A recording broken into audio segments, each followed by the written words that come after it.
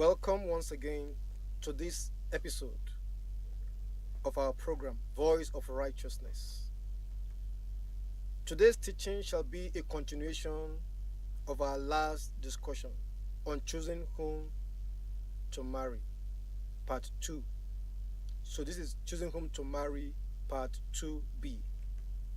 In the last video, the very short video that we did, it was titled part choosing whom to marry, part 2a. So this is a continuation of that teaching. So this is titled choosing whom to marry, part 2b. In the last teaching, our focus was on Jacob. So a quick revision of some of the things we discussed, or a quick highlight of some of the things we discussed about Jacob. We talked about how he went to Padan Aram, and then he met some shepherds. He inquired about Laban, and then from there he met his daughter Rachel, and then he got introduced to Rachel, and then he embraced Rachel, he kissed her, and then in return Rachel went home, and then he took Jacob in, and then after a while he made a deal with Jacob, and Jacob agreed to serve Laban for 7 years for the sake of Rachel. So serving Laban for 7 years became the bride price that Jacob was to pay in marrying Rachel. So after the period of 7 years, when Jacob was to be married to Rachel, eventually Laban gave out Leah to Jacob instead of Rachel. And in the morning, presumably, Jacob got to know that it wasn't Rachel that was given to him, rather it was Leah. And then he now raised an alarm and said, why so? And then Laban told him that it was not in their custom to give out the younger daughter in marriage before the elder sister. So the question there is this: why didn't Laban tell Jacob this beforehand, that the elder sister had to be married first before the younger sister? Why did he have to wait for the 7 years and then on the day of the marriage ceremony to swap the sisters before he could bring those explanations? So it was a manipulation. So eventually Jacob ended up marrying Leah instead of Rachel. But because he insisted that he was going to marry Rachel, it was Rachel he wanted, not Leah. Laban made a deal with him again to work for another 7 years and then marry Rachel. So Jacob worked with Laban for 14 years to get married to 2 sisters of the same father. Though not by his choice, Jacob became a polygamist. Married 2 sisters of the same father. That's serving for 14 years. He insisted that he must marry Rachel.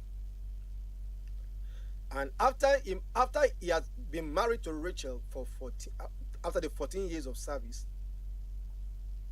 he had to work for Laban for another 6 years, making a total of 20 years to take care of his cattle. And so it was that Jacob ended up working for Laban for 20 good years just because he wanted to marry Rachel. The reality or the essence of that in our lives today is that most of us, we want to marry whom we want at all cost. We have our own spec. We have our own criteria of the people we want to marry. We say they are our type. We have a category of people that we call our type, and we have a category of people that we call not our type. So there are categories of people that are our type, and there are categories of people that are not our type. So there is that stereotype already of the kind of person that we want to get married to. That was the case that Jacob found himself. He saw Rachel, because the Bible makes it clear that Rachel was beautiful and had a very good physique. She had a comely appearance. She had a lovely appearance. She was fair to look upon. She had the attraction. Is that not what we go after today? We look at the things, look at some things in some people. We look at the physical appearance. We look at the physique of the person. We look at the height of the person. We look at everything that has to do with the person's makeup. Those are the things that we go after. It was the same thing that Jacob went after. Her fairness, her good appearance. Jacob insisted that he was going to marry Rachel at all costs. The way most of us men do. We insist that we must marry a certain lady at all costs. Even when everybody advises us to the contrary, we insist that it must be that fellow at all costs. It must be that woman at all costs. It must be that lady at all costs. Nothing can change our mind, because that is what we want. We believe that we must go for what we want. Whatever we want, we must go for it. There is a good side to it, and there is a bad side to it. Yes, we can identify what is good for us. We are old enough to know what is good for us. But at the same time, have it in mind that if you always insist on what you want at all times, there are bad sides to it. There are consequences that will be attached to it. The Bible tells us that when God saw that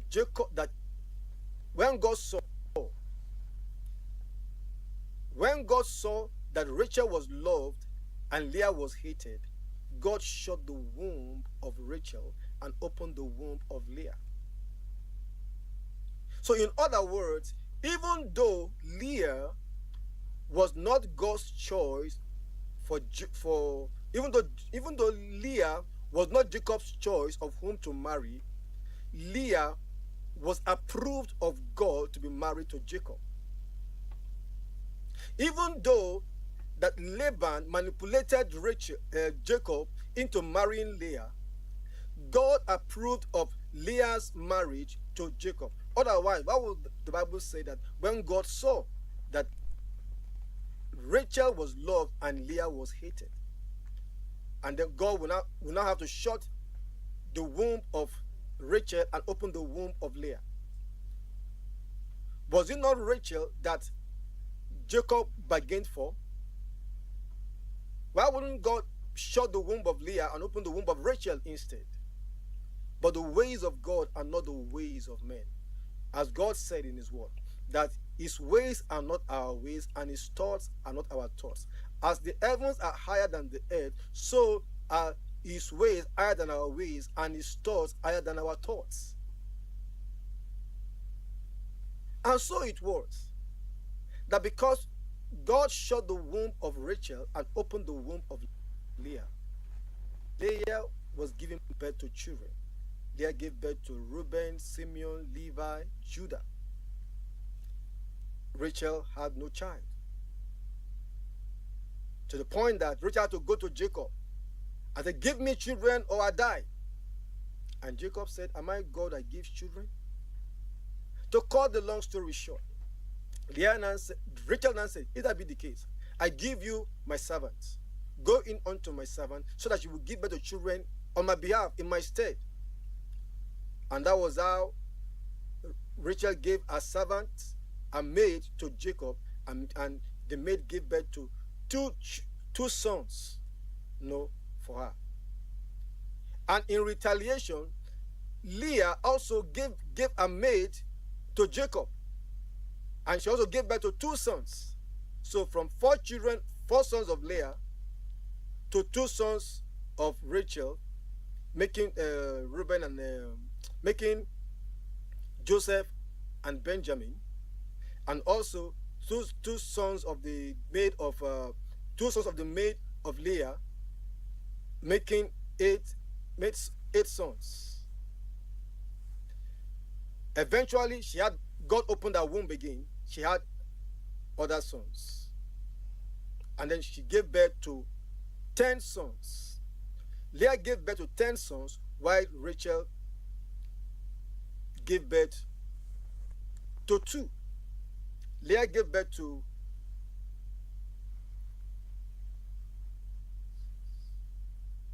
Leah gave birth to 8 sons, while Rachel gave birth to 2. The other servants gave birth to 2, that is 4.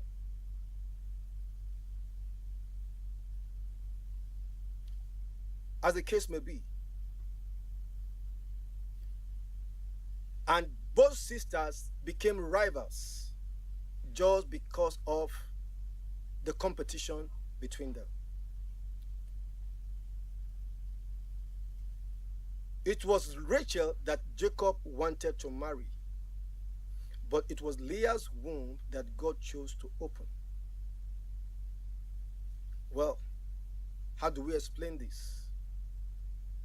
But like I said earlier, the ways of God are not our ways, neither his thoughts are our thoughts. But you see, Jacob's insistence on marrying Rachel, even though he eventually got married to Rachel, he did not enjoy Rachel. Because at the end of the day, when Jacob was leaving his father's house, when Jacob was leaving Laban's house, Rachel stole the idols of her father. Her heart was not in the God of Jacob. Her heart was in the God of her father, the idols of her father's house. To the point that even when Laban was in pursuit of Jacob,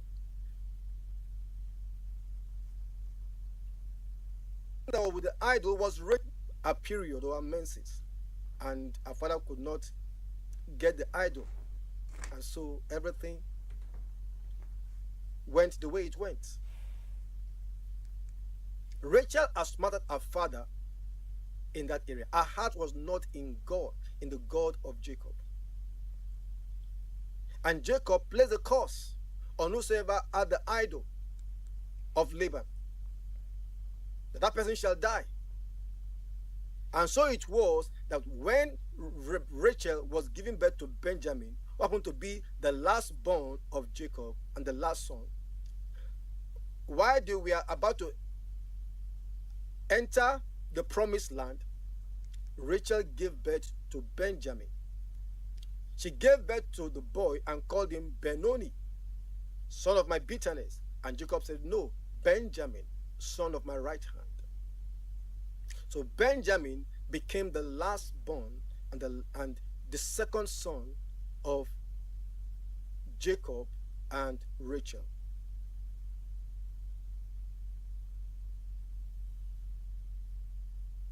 So the moral of this experience is that sometimes when we insist on marrying who we want, even if God allows us to marry who we want, the outcome of it is not very, very palatable. The outcome of it is not very, very pleasant. Sometimes God can allow us to marry who we want, but it comes with consequences. When we make our choices at the expense of God's will for our lives, consequences are bound to come with it. when we make our choices without consulting God, consequences are bound to come with it. However, God is a God that specializes in taking something meant for evil and turn it to good. It happened that out of these 12 sons of Jacob, just it was the son of Rachel. Out of these 12 sons of Jacob, it was Joseph, the son of Rachel, that God used and made a ruler over his brethren and over the land of Egypt, and also to save the then world from famine. So God still brought forth a special child out of Joseph, and he made Jacob to love Joseph more than his brethren, to the point that they all envied him, they hated him, that they even sold him as a slave, until the word of the Lord was fulfilled in his life. The flip side of this is that, yes, God can bring forth something good even out of our mess, even out of our choices that we take out of our choices that we make without connecting to God, without referring to God. God can still bring something good out of it. But, however, it comes with a lot of experiences and pains that could have been avoided. While it is true that God used Joseph to deliver his father's house and the entire world of that time out of famine, the outcome of Jacob's life was full of bitterness because of the activities of his sons. In fact, even when the sons lied to him that the white animals have devoured Joseph, the spirit of Jacob went down. Even when he was later told that Jacob was alive and was in Egypt, he could hardly believe until he saw the evidences. Some things are avoidable. So Jacob's example is a classical example.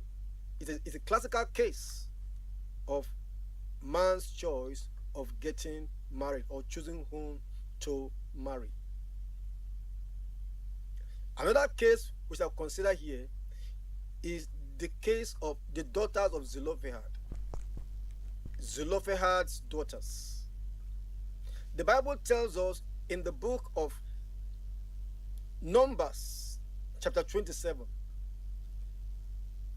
that the daughters of Zelophehad approached Moses, and they told him that our father was not among those that rebelled against God and against you, in the company of Dathan, Koran, and Abiram. Our father died of his own sin, not out of the rebellion. Why should we not have property? Why should we not have property in our father's name? Because their father had no son. And Moses was sharing the land, and because there was no son to inherit the father's land, the land was not given. And they went to Moses with their case. And Moses said, well, I cannot judge this case. Let me go to God. Let me hear what God will say. And God told Moses, what the Zelophehad's daughters are fighting for is legitimate. It is right. It is legal for them. And from there, God made a rule that daughters should inherit their father's properties when a son is not there. And with this law that God gave, in chapter 36 of that same Numbers, the elders of the tribe came, of the tribe of Manasseh, they came to Moses and said, God gave a law that the daughters of Zelophehad should inherit their father's land. Now, it will not be that when they now get married to another person, from another tribe, The inheritance of our fathers will not be transferred to that land, to that tribe, and will be short, will be disenfranchised of our inheritance, the inheritance that's supposed to be in our tribe. And Moses consulted God again, and God said, this is a legitimate concern. And so God told Moses to tell the elders that the daughters of Zelophehad are free to marry whosoever they choose from within their tribe, from within the family circle.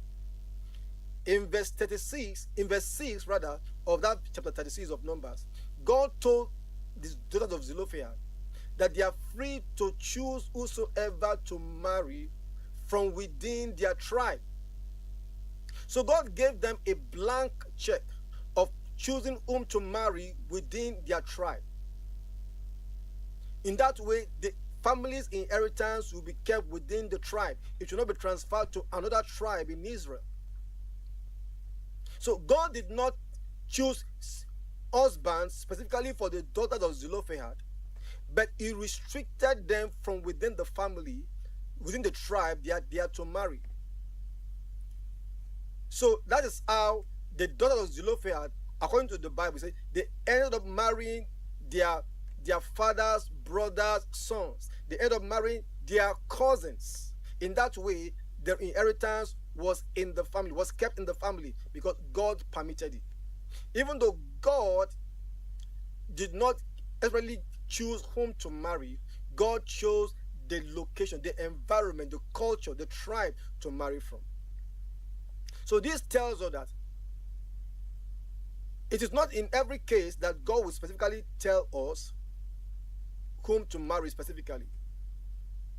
While God may not choose the individual that we should marry, God can choose the tribe. God can choose the family. God can choose the culture and give you a blank check of whosoever to marry within that culture under some circumstances, as in the case of the daughters of Zelophehad. So God did not choose a particular person for them to marry, but God chose, God set a boundary, God set a perimeter from where they are to marry from. And this connects back to Abraham the house and choose a wife for Isaac. And that was how Rebecca was found for Isaac. Even though in Rebecca's case, God was directly involved, because the servant sought God's face, God's guidance directly. So, but in the case of the two examples so far, God's guidance was not sought directly, but God still guided on whom to marry. So the daughters of Zelophehad married their cousins because God said they should marry within the father's family, so that the inheritance will stay, so that the inheritance will not be transferred from one family to another, so that the inheritance will not be transferred to another tribe. The inheritance is to stay in the family. Another case to look at in man's choice of choosing whom to marry is the case of the Benjamites. A while ago, we talked about Benjamin being the last son of Jacob, the 12th son of Jacob, and the second son and the last born of Rachel. Now, it happened that in the passage of time, some Benjamites committed a crime against a man and his concubine. And on the basis of that, a civil war was declared against the Benjamites. And the Benjamites went to war with the 11 tribes of Israel. And in the course of the war, the Benjamites were gaining the upper hand at the initial stage until there was a change, until over the Benjamites. And as a result of that, all the Benjamites were killed, remaining 600 men who went and hid themselves in caves. And these other 11 tribes have vowed that they will never give their daughters in marriage to the Benjamites. The reference to this is Judges chapter 21, verse 6 to 23. And now, after the civil war, it now dawned on the 11 tribes that a tribe is almost going into extinction in Israel. So they felt bad, and felt remorse about what has happened. And they now thought of, and they now sent, a peace treaty to the 600. They now sent a peace treaty to the 600 Benjamites who were having in caves, and the Benjamites came out. And so they were looking for wives for the Benjamites. How the 600 Benjamites can get wives, because they've promised that they will never give their daughters in marriage to the Benjamites again. And so it was that they said, okay, let them look for a community that did not come to join them in the war. That's how Jabez Gilead was found. And then they went to Jabez Gilead and killed everybody there. And then they were able to get 400 virgins. And they brought these 400 virgins to the Benjamites. And 400 of these Benjamites took these virgins as wives. So remaining the shortfall of 200. And the elders of the 11 tribes then told the Benjamites that during a particular festival, they should go and capture those girls, some of those girls that will come out for the festival, and take them as wives. When their parents complain, they will know what to say. And that was how it happened, that 200 of these Benjamites went to the festival and captured 200 virgins.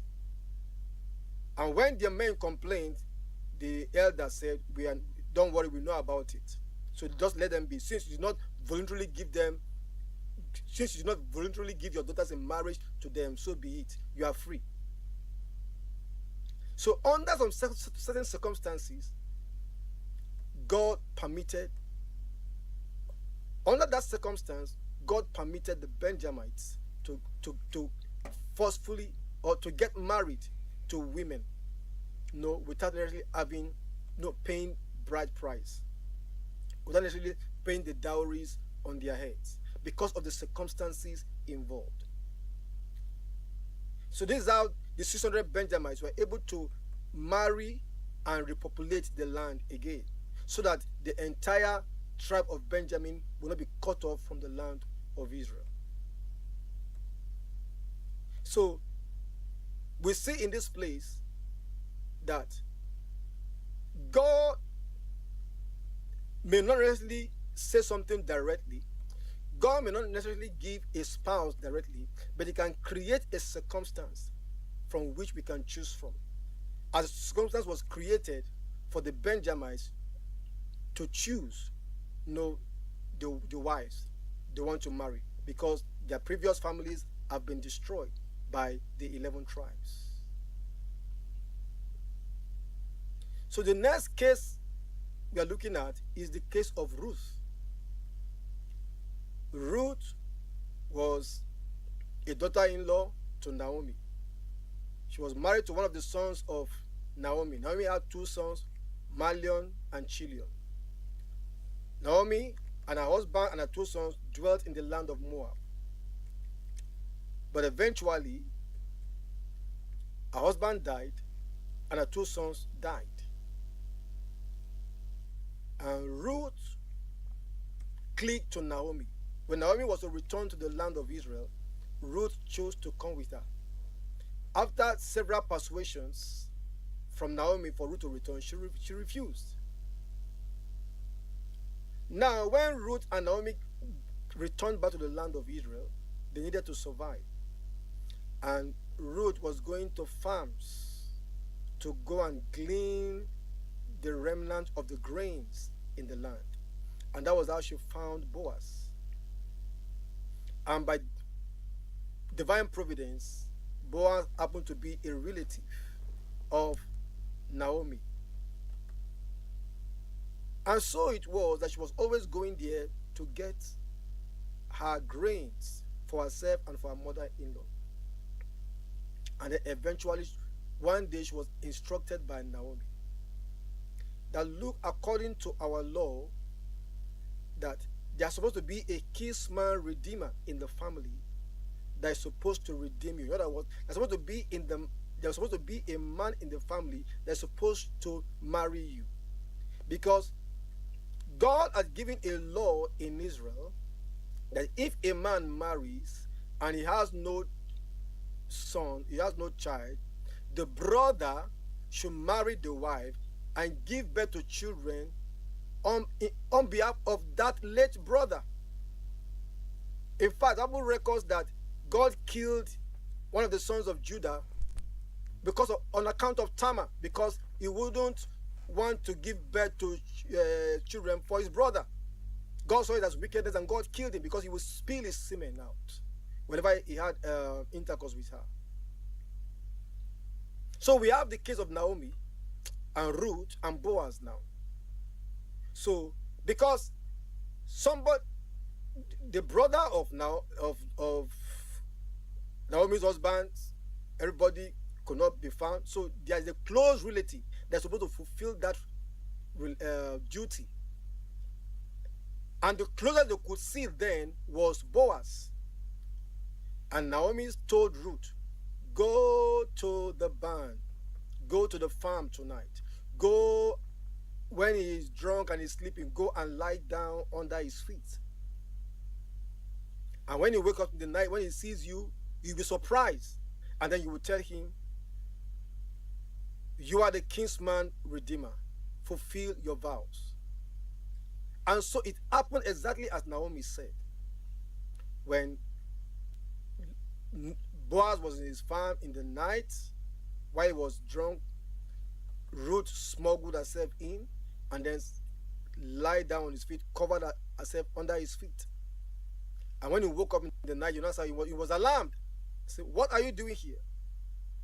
And he said, you are the kinsman redeemer. Fulfill your vow. Fulfill your duty, rather. And Boaz